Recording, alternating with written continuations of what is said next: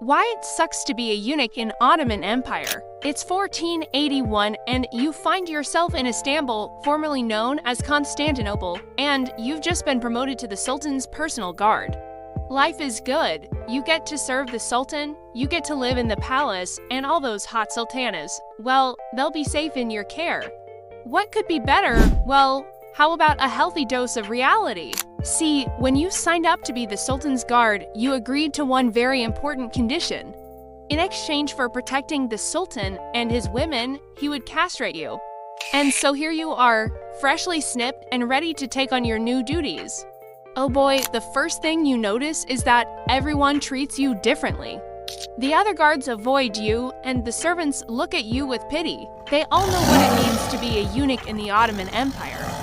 And if you don't, well, let me break it to you gently, it sucks. Let's break it down. Food. When you work in the palace, you expect some pretty tasty meals.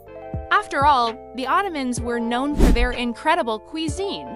Unfortunately, since you're an outcast, you don't get to eat with the other guards or the royal family. Instead, you get whatever scraps are left over after everyone else is done eating.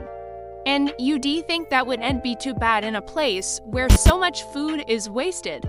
But trust me, the royal cats eat better than you, then there's your actual job.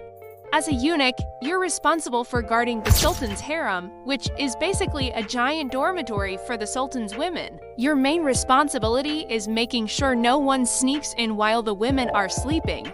You have to make rounds, check for intruders, and generally be incredibly boring. To make matters worse, you're also in charge of keeping the women in line. That means you're essentially a glorified babysitter. Imagine getting in trouble because you couldn't stop the royal toddlers from throwing cucumbers at each other. And if that wasn't enough, you also need to keep the princes out. Believe it or not, there is nothing more scandalous than a prince stumbling into his father's bedroom in the middle of the night. If that happens on your watch, you can kiss your job goodbye. And finally, there's the small matter of power. Eunuchs were actually incredibly powerful in the Ottoman Empire. Many of them rose to become grand viziers, basically the Sultan's chief minister. The job was hereditary, meaning you could pass it down to your family for generations. And that's actually why eunuchs were so common in Turkish palaces.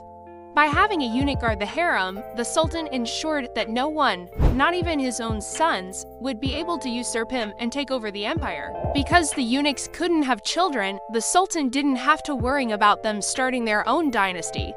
But let's be honest, all that power doesn't really make up for the fact that you're basically an outcast.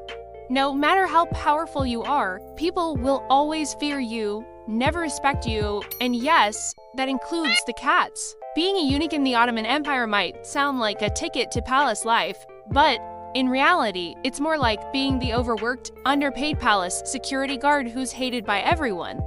Seriously, can you think of anything worse? Share your thoughts below. And if you want to learn more about the Ottoman Empire, click here to watch our full series. And as always, thanks for watching.